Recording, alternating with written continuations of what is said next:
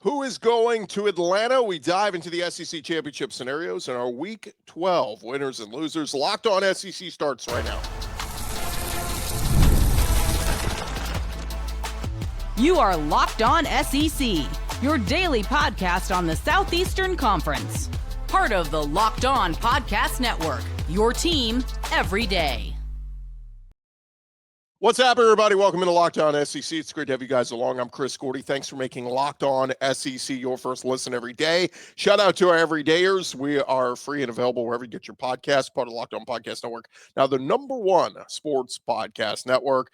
And, of course, we are daily on the Gulf Coast Sports and Entertainment Network as well. Today's episode brought to you by Game Time. Download the Game Time app, create an account, use our code LOCKEDONCollege to get $20 off your first purchase. All right, we're going to get to our winners from Week 12 in a minute. We'll get to our losers a little bit later, but we got to start with some of the scenarios of the standings. I had some people asking me, who's going to Atlanta over the weekend? And so here is the standings of where they stand right now. A&M undefeated at the top at 7-0 in the conference. Georgia at 7-1. Behind them, Ole Miss is 6-1. Alabama 6-1.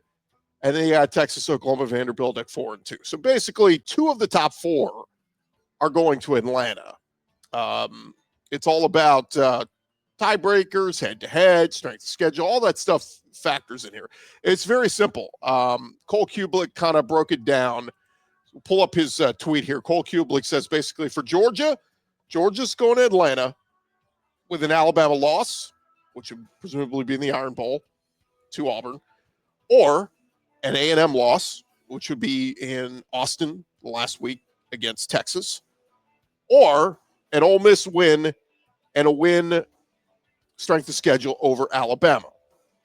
So A&M, Georgia are the 2 very most likely to go. A&M is in with a win. That one's easy. A&M is also in if they lose and Alabama and Ole Miss both lose. That one's not very likely to happen. Alabama is in with a win and an A&M loss, or a win and an Ole Miss loss, or a win and a win strength of schedule over Georgia. And then lastly, Ole Miss is in with a win and an A&M loss and an Alabama loss. So again, this thing it's just a lot harder to figure out when we don't have divisions. It makes me long for where's the SEC West and the SEC East. This was a lot easier to figure out. In fact, we knew first week in November, in some cases, who's going to Atlanta. Oh, they're going to win the West. They're going to win the East, whatever. And this thing was much more figured out. I had some people ask me, they're like, wait, A&M is undefeated. How are they not a lock yet? And again, it's just that scenario. If they lose to Texas the last week and a few other things happen there, you know, Georgia's already finished their SEC slate. They're at 7-1. So anyway, as of right now, it looks like it would be A&M and Georgia in Atlanta, but still could be Ole Miss, still could be Alabama with some help. All right, let's get to our winners of the weekend. We got to start with Texas A&M. My goodness, what started as potentially one of the worst showings for the Aggies on Saturday, falling behind South Carolina 30-3 at halftime in College Station. The fighting Texas A&M Aggies put together a near flawless second half, outscoring the Gamecocks 28-0, and Texas A&M survived the scare of the season, 31-30, as Mike Elko's bunch remained undefeated at 10-0 overall, 7-0 in the conference. Marcel Reed bounced back from a rough first half where he threw 2 interceptions, lost a fumble, did throw for 439 yards with 3 touchdown passes. Now, I said this before the game. Mario Craver was hurt, one of his big-time pass-catching weapons. But Casey Concepcion stepped up 158 yards, and Ashton Bethel-Roman also stepped up 139 yards from him and a touchdown. The Aggie defense had 4 sacks. Cassius Howell, one of those to go with he had a sack to go with 3 passes defended. Dalton Brooks had an interception, and the comeback was the biggest in school history, beating out that 21-point rally from Johnny Manziel in the 2013 Chick-fil-A Bowl over Duke. But coming into Saturday, teams were 0-286 in SEC play since 2004 when they trailed by 27 points or more. Make that 1-286. The Aggies now with the greatest comeback in recent years in SEC history. And Aggie fans, you can rejoice, puff your chest out a little bit, celebrate. Just don't do what the A&M State Trooper did in the tunnel, bumping Nick Harbor and fellow Gamecocks.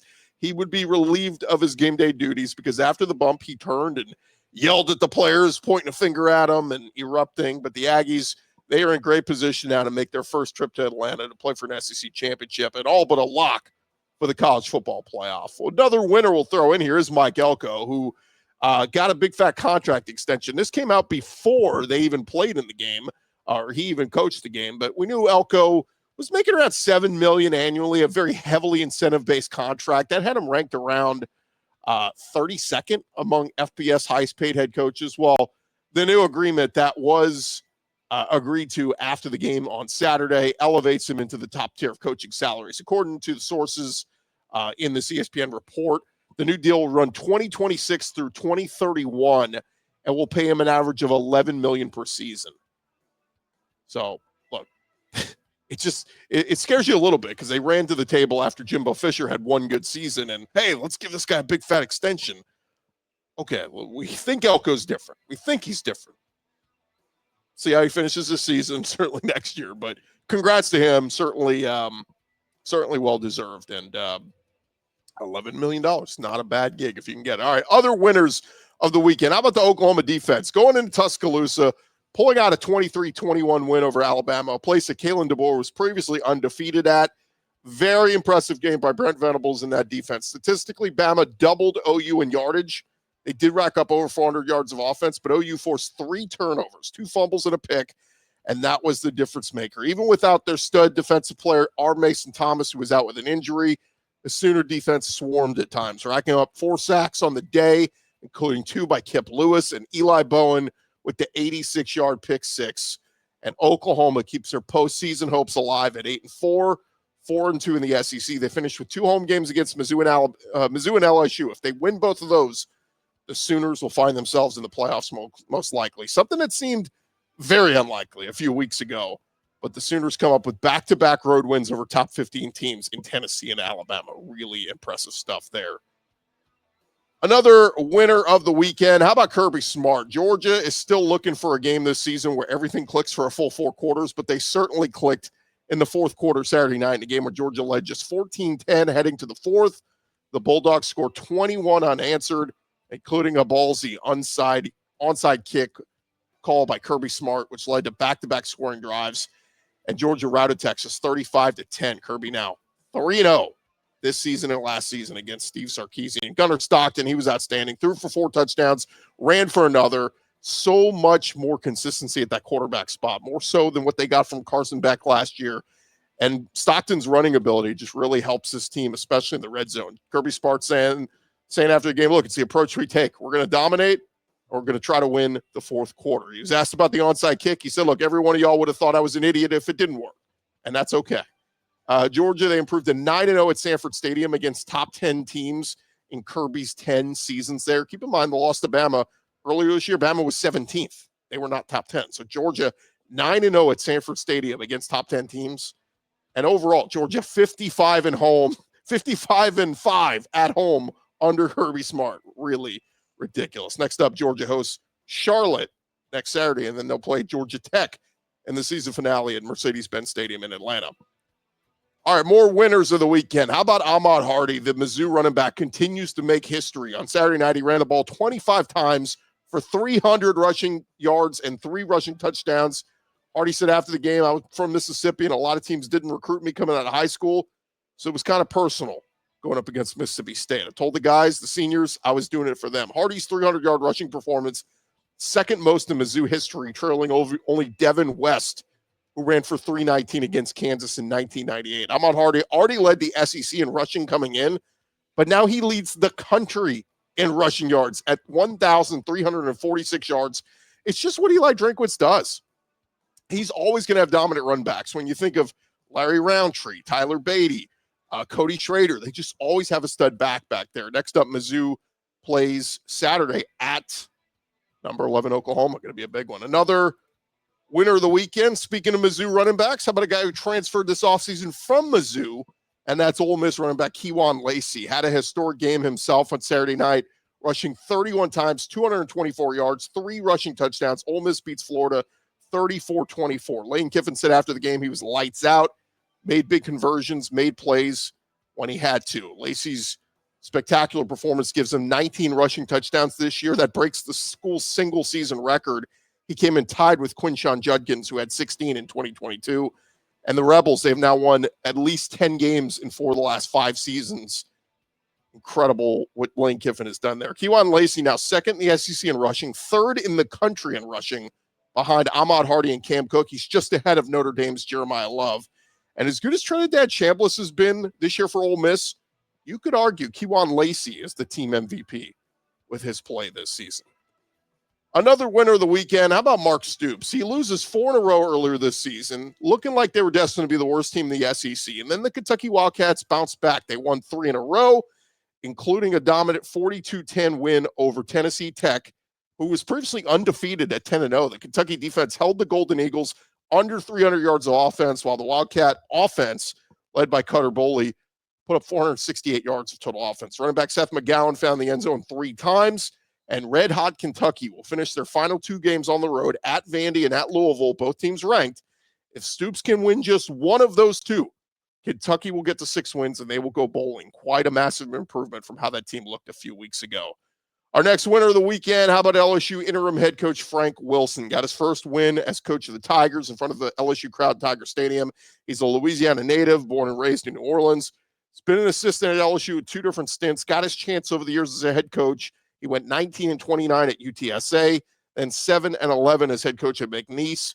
But now as the interim at LSU, there is some buzz that if he finishes strong, maybe could be in the consideration for that full-time job. So we'll see. But congrats to Frank Wilson with the 23-22 win over Arkansas, and LSU now 6-4 overall with games remaining against Western Kentucky and at Oklahoma.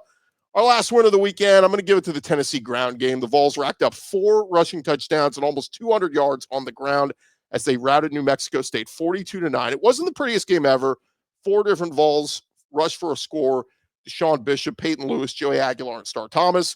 Joey Aguilar, he threw 2 interceptions. Josh Heupel said, look, our offense was a little up and down. Aguilar said, it was just our energy, not being elite, that caused me to have a game like today. That's being a leader. That's on me. And Tennessee now sits at 7-3, likely out of the playoff hunt, but still a lot to play for. Tennessee has lost 10 straight in the swamp. This year, they want to get off that skid and go get a win at Florida. And then, of course, to end the season, a home game against Vandy and a chance to perhaps knock them out of the postseason. So still plenty to play for there for Tennessee. All right, thanks for making Locked On SEC your first listen every day. Coming up next, we'll get to our losers of the weekend. And first, guys, the NBA is back. No better place to get in on the action than with FanDuel, the official sports betting partner of the NBA. And, of course, they got all the college games and pro games as well. We were looking at some of those betting lines on Friday and just looking at it. Look, A&M was an 18.5-point favorite over A&M. You know, if you would have bet South Carolina the points, that would have paid well for you. And you almost got the South Carolina money line if you had bet that one. But Arkansas got the cover against LSU. They were 5.5-point underdogs. Alabama was a 5.5-point favorite against Oklahoma. If you took Oklahoma on the money line at FanDuel, that one would have paid you off very well. And look, it keeps every game more exciting, especially when your team is making that late push. Right now, FanDuel giving new customers $300 in bonus bets when your first $5 bet wins. All you got to do is head to FanDuel.com, get signed up, play your game with FanDuel. They are the official sports betting partner of the NBA. And like we said, if you never played with them before, take advantage of that new customer bonus, $300 if your first $5 bet wins.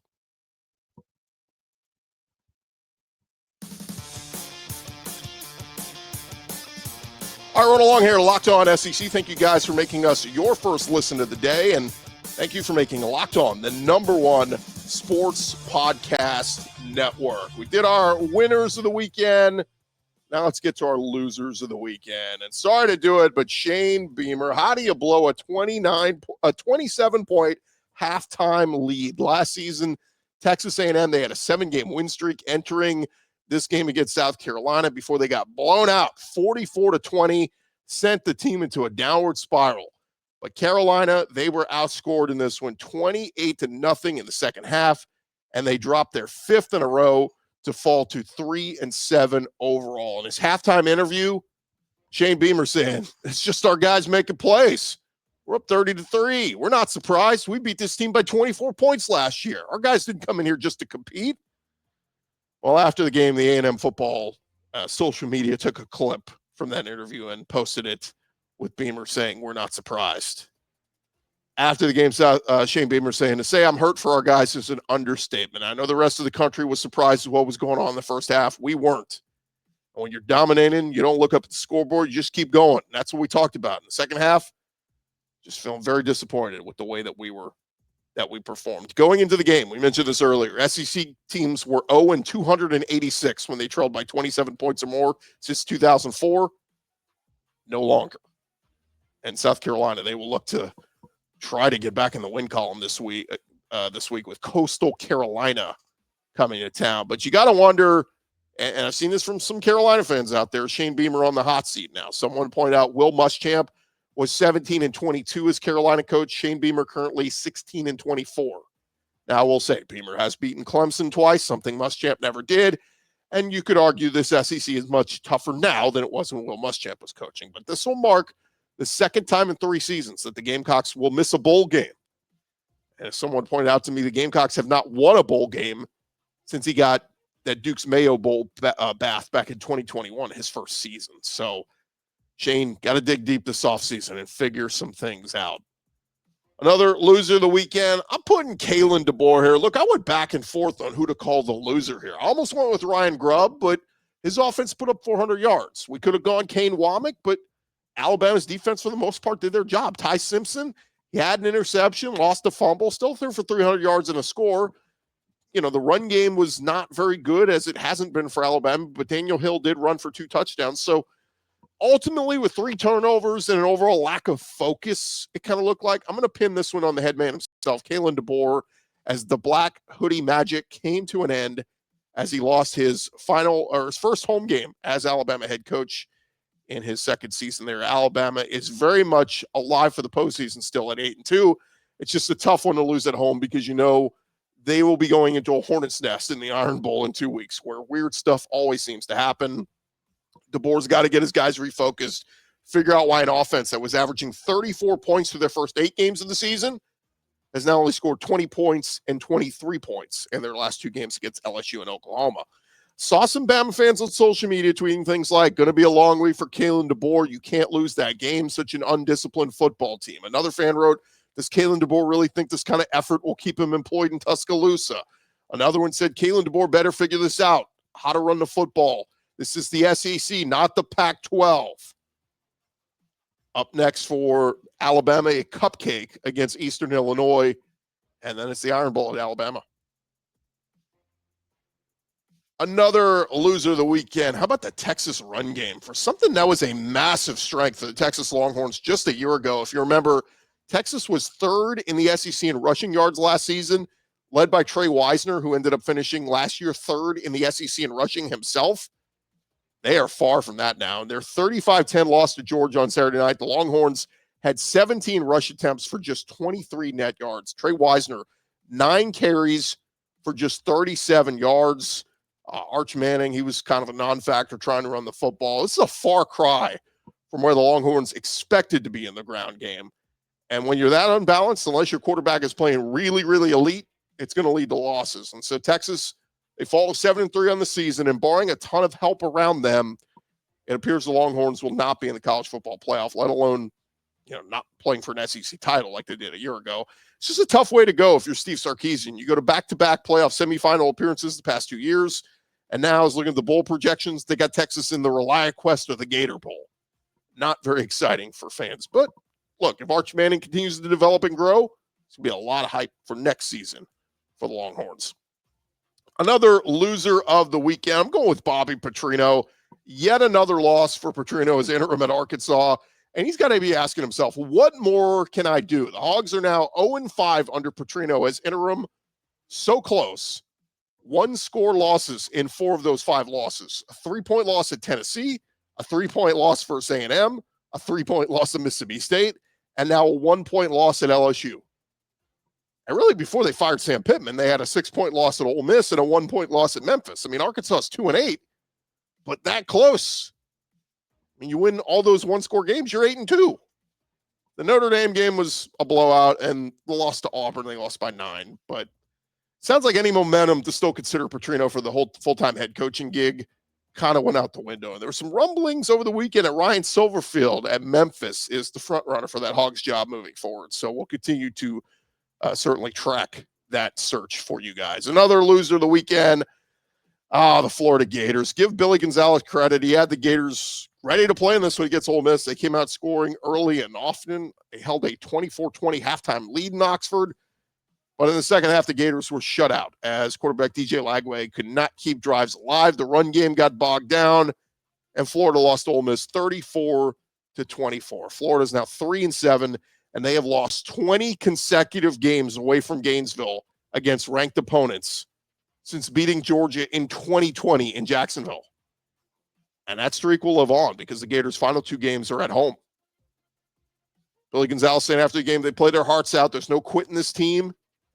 But the Gators' tailspin continues. They were eliminated from contention for a bowl appearance, and their pursuit of Lane Kiffin will continue to be something to watch. They will host top 25 Tennessee this Saturday. Another loser of the weekend, poor Jeff Lebby. I feel for Mississippi State. They started the season so strong at 4-0 with the big win over Arizona State. Then they proceeded to lose 4 in a row, including a close loss at Florida where they were, potentially going to kick a game-winning field goal. Then they let that big lead on Texas evaporate.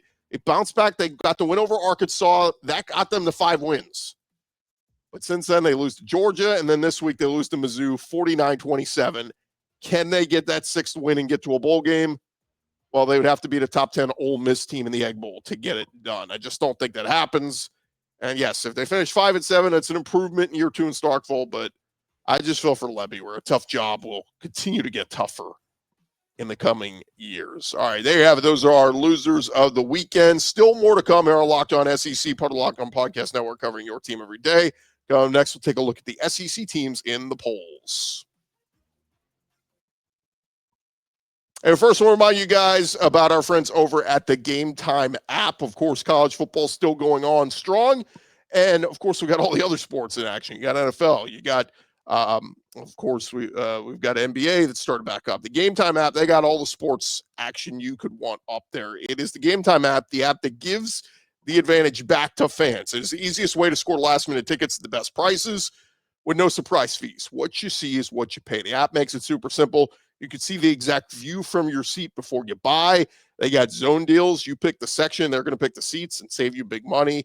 And honestly, it's faster, cheaper, and less stressful than any other way you're going to buy tickets. I've told you guys before, I've used them in the past 2 weeks for a college game, for an NBA game. Super simple. And take the guesswork out of buying college football tickets with Game Time. Download the Game Time app, create an account, use our code LOCKEDONCollege, get $20 off your first purchase. Terms apply. Again, that is promo code LOCKEDONCollege. Get $20 off. Swipe, tap, ticket, go. Download Game Time today.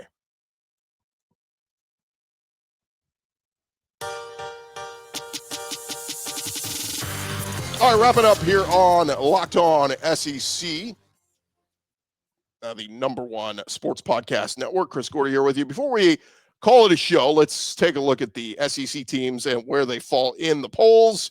Taking a look at the coaches poll. We got Texas A&M at number 3, Georgia number 4. No real change there. They've got Ole Miss at 6, Oklahoma at 8, Alabama at 10. So that is 5 of the top 10 from the SEC. Vanderbilt's at 13. Then they got Texas at 18, Tennessee at 20, and Mizzou at 21. That's the coaches poll. The AP poll, a little bit different. They've actually got Ole Miss at 5. So you got A&M 3, Georgia 4, Ole Miss 5. So 3 of the top 5 right there from the SEC. No change at the top. Some people kind of thought, okay, maybe they can move some stuff around at the top with Ohio State and Indiana and A&M. Indiana had the close win at Penn State last week, but A&M kind of, there was any argument you were trying to make about A&M strength of schedule and all this. I mean, look, you give them credit for the comeback win against South Carolina, but I don't know if that comeback win is making you, let's move them up in the polls. So I get it. Ohio State, Indiana, A&M, 1, 2, 3. Georgia 4, Ole Miss 5. Oklahoma also 8 in both polls. Alabama also 10. AP poll got Vanderbilt one spot up. They got them at 12. And again, Vandy in a great spot that if they can win these last two, they're right there for a chance perhaps to make it to the postseason. Texas, they've got at 17, Tennessee at 20, and Mizzou at 23. So, really the only changes there. Tennessee still hanging in that top 25. Got a chance to beat Florida this week and then pull off that upset against Vandy to finish the season. That would be a strong finish for Josh Heupel. And Mizzou and Eli Drinkwitz, it's been a rough go the last couple of weeks, but they get back into the top 25 with the win over Mississippi State. Texas is just going to be really interesting to see where they finish. I could have made a case. I was talking to somebody about this over the weekend. We're talking about Texas and their losses. The week one loss to Ohio State. Look, if Texas had scheduled, I don't know, let's say like Texas State, and they beat them soundly, Texas would be sitting here in a chance to beat A&M the last week and finish 10-2 and potentially be a playoff team. My only problem with excusing that loss, and I think we should give them a little bit of a pass for scheduling it because that's a tough opponent you went out and scheduled, but it's that you lost to Florida, who is terrible right now, and the loss to Georgia. It was a one-score game going into the fourth quarter, but you got blown out ultimately. If Texas had a close loss to Florida and a close loss, or not even Florida, to a better team and a close loss to Georgia, then I could excuse that week one loss to Ohio State. But the Florida loss is just, it's ugly. And then the loss to Georgia was just, it turned out to be a blowout. So I think Texas is probably out of the postseason race, barring some crazy stuff happening here over these last couple of weeks. But I think that's where we are, unfortunately, for Longhorn fans. But look, they'll be preseason number one if Arch Manning and that whole crew is back next year. Hey, a reminder to check out Locked On SEC simulcast daily on the Gulf Coast Sports and Entertainment Network for any of our listeners who live in Louisiana, Mississippi, and Alabama. Catch us weekdays at 11:30 a.m. Central on the Gulf Coast Sports and Entertainment Network. Home of the New Orleans Pelicans and home of Locked On SEC. We'll talk to you guys tomorrow.